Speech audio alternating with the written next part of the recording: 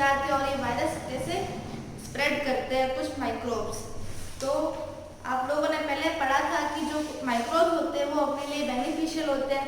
फिर देखा था कि जो माइक्रोब्स बेनिफिशियल तो होते हैं और साथ में हार्मफुल भी होते हैं। तो सबसे पहला था डिजीज कॉजिंग माइक्रो ऑर्गेनिजम्स, जो डिजीज लेके आते हैं उन्हें पैथोजेंस बोला जाता है। और जो एक डिजीज इन्फेक्टेड पर्सन से दूसरे हेल्दी बॉडी में चला जाता है उसे कहते हैं कम्युनिकेबल डिजीजेस। इसके कुछ एग्जांपल्स थे जैसे cholera, common cold, chicken pox and tuberculosis. फिर था कि ना थ्रू इंसेक्ट्स और एनिमल्स और इंसेक्ट से कैसे डिजीज फैलता है। जैसे कुछ इंसेक्ट्स होते हैं जो लेके आते हैं डिजीज, उन्हें वेक्टर्स कहा जाता है, उन्हें उन एजेंट को ही वेक्टर्स कहते हैं। ये डिजीज कॉजिंग ये जो इन्फेक्टेड पर्सन से हेल्दी बॉडी तक लेके जाते हैं उन्हें भी फिर वो इन्फेक्टेड कर देते हैं। उसमें से कुछ वेक्टर्स है, कुछ वेक्टर्स या फिर आप एजेंट कह सकते हैं। तो कुछ था house fly, cockroaches, female anopheles, aedes mosquito. जो हाउस फ्लाई होती है वो सबसे डेंजरस डिजीज कैरियर होता है। वो जो होती है माइक्रोब्स को, जो माइक्रोब डिजीज कॉजिंग करते हैं उसको अपने लेग्स में या फिर माउथ पार्ट्स में कैरी करके लाती है। और जो जैसे अगर कहीं खाना खुला पड़ा है या फिर कहीं पे भी लीव्स है उन सब के ऊपर वो बैठ जाती है, तो वो जो अपना जो माइक्रोब है जो उसके पास इन्फेक्शन है वो वहाँ पे छोड़ देती है। तो इससे भी क्या है बहुत सारी बीमारियाँ फैलती है। जब अपन वो खाना खाते हैं तो वो डिजीजेस हो जाते हैं। जैसे डिजीजेस है जैसे कोलेरा, टाइफाइड, डिसेंट्री, ट्यूबरक्लोसिस, ये सब हाउस फ्लाइज से होते हैं। फिर है कॉकरोचेस, कुछ डिजीज जैसे कोलेरा, डिसेंट्री एंड टाइफाइड वो भी कॉकरोचेस से होते हैं। कॉकरोच भी अपने साथ माइक्रोब्स लेके आते हैं। फिर है फीमेल एनोफिलस मस्किटो, जो आपने मलेरिया डिजीज के बारे में तो सुना ही होगा। तो वो जो मलेरिया डिजीज होता है उसका कैरियर होता है, उसका एजेंट होता है फीमेल एनोफिलस मस्किटो। ये जो फीमेल एनोफिलस होती है ये ह्यूमन बींग्स का जब सक करती है, ब्लड सक करती है, तो उस ड्यूरिंग उस टाइम पीरियड में वो जो ह्यूमन बॉडी में प्लाज्मोडियम डाल देती है। उसके ब्लड में जो प्लाज्मोडियम मिक्स हो जाता है, प्लाज्मोडियम कॉज मलेरिया। प्लाज्मोडियम की वजह से अपनी बॉडी में मलेरिया हो जाता है। फोर्थ है एड्स मस्कीटो, जो अभी जो डेंगू फीवर चल रहा है वो एड्स मस्कीटो के कारण होता है। फिर है तो ये तो था थ्रू इंसेक्ट्स और एनिमल्स से कैसे माइक्रोब्स लेके आते हैं, वो कैसे डिजीज को स्प्रेड करते हैं। सेकंड, वाटर जो अपन पीते हैं उसके कारण भी कोई डिजीज हो सकता है। जैसे many infectious diseases also spread through water. For example cholera causing microbes enter healthy person through the water we drink and cause disease. जैसे कि अगर अपन ने कोई पानी पिया, किसी हेल्दी पर्सन ने पानी पिया है, तो अगर उस वाटर के अंदर माइक्रोब होगा, वो वाटर कंटेमिनेटेड होगा, तो इससे अपन को कोलेरा हो सकता है। हेल्दी बॉडी को भी कोलेरा हो जाएगा। जैसे आपने कभी सुना होगा इससे जब भी बाढ़ आती है, कोई भी प्राकृतिक आपदा आती है, नेचुरल कैलेमिटी आती है, तो आपको ये एडवाइस दिया जाता है कि आप जो वाटर होता है उसे आप बॉईल करके पियो, क्योंकि बॉइलिंग से जो वाटर के अंदर जो डिजीज होते हैं, माइक्रोब होते हैं, वो टोटली डिस्ट्रॉय हो जाते हैं। फिर है थ्रू एयर वी ब्रीथ, जो एयर्स में हम लोग ब्रीथ करते हैं वो भी क्या है माइक्रो ऑर्गेनिजम्स कैरी करते हैं। जैसे cold, common cold, tuberculosis, pneumonia, ये सब ब्रीथिंग से ही स्प्रेड होते हैं। जैसे अगर कोई पर्सन जिसको जुकाम हुआ है अगर उसने छींका तो क्या होगी, उससे जो 5 छोटी सी ड्रॉपलेट होगी उसके अंदर थाउजेंड्स ऑफ माइक्रोब्स हो सकते हैं। तो इससे क्या है, एक इन्फेक्टेड पर्सन से अगर कोई उसके सामने बैठा है तो उसको भी क्या थाउजेंड्स ऑफ वायरस जो निकलते हैं वो अगर उसके अंदर चले गए तो वो भी बीमार हो सकता है।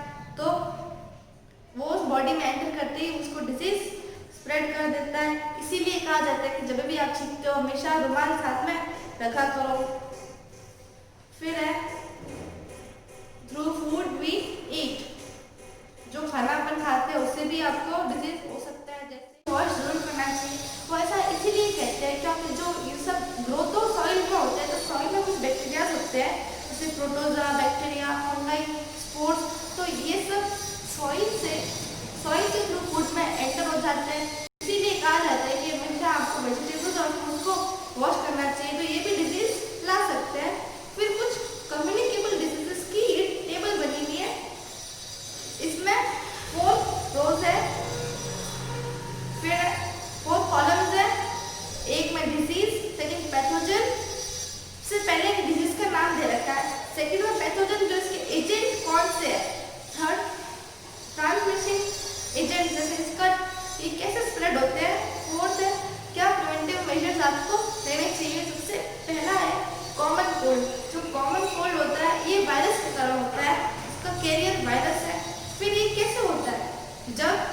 मॉइस्चर की ड्रॉप, अगर एक पर्सन स्नीज करता है या फिर कफ करता है तो उससे क्या है, एक फाइन सी ड्रॉपलेट्स मॉइस्चर जब रिलीज होती है तो उसके अंदर थाउजेंड ऑफ वायरसेस कैरी करती है, तो वो इन्फेक्टेड पर्सन से हेल्दी पर्सन के अंदर चला जाता है, उसकी बॉडी में जैसे एंटर होता है वो भी क्या हो जाता है, बीमार हो जाता है। फिर प्रिवेंटिव मेजर, इसको बचने के क्या उपाय है, हाइजीनिक हैबिट्स, हाइजीनिक रहो, जैसे हमेशा जैसे कहीं जाते हो तो हैंड वॉश हमेशा करनी चाहिए आपको, कवरिंग नोज को हमेशा कवर करके रखो एंड माउथ को भी, जब आप स्नीज या कफ करते हो तो नोज और माउथ को कवर करना चाहिए। सेकंड, चिकन पॉक्स का पैथोजन कौन है, वायरस होते हैं, लेकिन ये स्प्रेड कैसे होता है, जो इन्फेक्टेड पर्सन की ब्रीथ और सलीवा से ये दूसरे पर्सन में चला जाता है। इसके प्रिवेंटिव मेजर्स ये वैक्सीनेशन करानी चाहिए, और अगर किसी पर्सन को चिकन पॉक्स हुआ है उससे दूर रहना चाहिए। थर्ड है पोलियो, इसका भी पैथोजन वायरस है, ये कैसे ट्रांसमिट होता है, कंटेमिनेटेड फूड एंड वाटर से हो सकता है, पेशेंट की एक्सक्रीटा से, जैसे फ्लाइज है ये क्या है, एक्सक्रीटा कैरी करती है, एक्सपोज फूड पे ये चली जाती है, इससे भी डिजीज हो जाता है। इसका जो प्रिवेंटिव मेजर्स यही है कि वैक्सीनेशन और हाइजीनिक कंडीशंस। फोर्थ है रेबीज का एजेंट वायरस होता है, ये स्प्रेड कैसे होता है, जब भी आपको डॉग बाइट करता है तो वो रेबीज होता है डिजीज। इसका यही प्रिवेंटिव मेजर्स है, जहाँ पे आपको काटा है किसी एनिमल ने, वहाँ पे आप उस जगह को आप सोप और वाटर से अच्छे से वॉश करो, और रेबीज की वैक्सीनेशन आती है वो आपको लगवानी चाहिए। फिर है कोलेरा का जो पैथोजन है वो बैक्टीरिया, इसका ट्रांसमिशन एजेंट है कंटेमिनेटेड फूड एंड वाटर, इसकी प्रिवेंटिव मेजर्स यही, सबसे पहला वैक्सीनेशन, फिर है बॉइल्ड वाटर पीना चाहिए, और अच्छे से साफ सुथरे तरीके से खाना बनाया हुआ होना चाहिए। फिर है ट्यूबरकुलोसिस, इसका पैथोजन है बैक्टीरिया, ये एयर के थ्रू फैलता है, और इसकी प्रिवेंटिव मेजर्स यही है कि पेशेंट को एंटीबायोटिक दी जाती है और बीजीजी वैक्सीनेशन करवाई जाती है।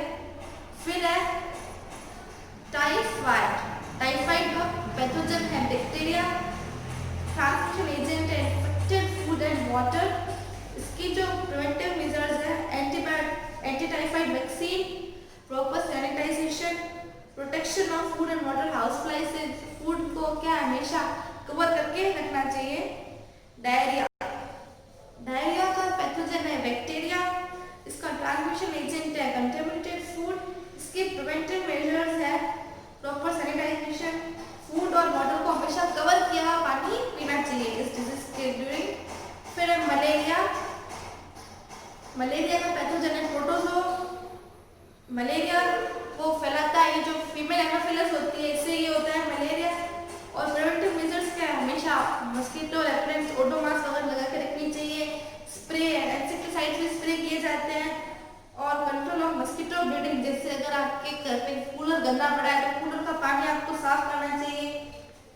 रिंगवॉर्म जो होता है फंगस के कारण होता है, और ये अगर आप किसी इन्फेक्टेड पर्सन को, और अगर आप उसके कांटेक्ट में आए तो ये आपको भी हो सकता है। इसके प्रिवेंटिव मेजर्स ये है कि हाइजीन रखनी चाहिए, नॉट शेयरिंग, किसी भी जो इन्फेक्टेड पर्सन का आपको टॉवेल है, कॉम, क्लोथ, सोप एक्सेट्रा उसका यूज नहीं करना चाहिए। फिर एथलीट्स फूड, ये फंगस के कारण होता है, इसका ट्रांसमिशन एजेंट है लैक ऑफ हाइजीनिक। इसके प्रिवेंटिव मेजर्स ये है कि हमेशा आपको अपने टोस क्लीन और ड्राई रखनी चाहिए। तो ये टेबल आपको हमेशा, कभी भी आपसे पूछे तो आपको हमेशा ये आनी चाहिए। तो आज हम इतना ही करेंगे।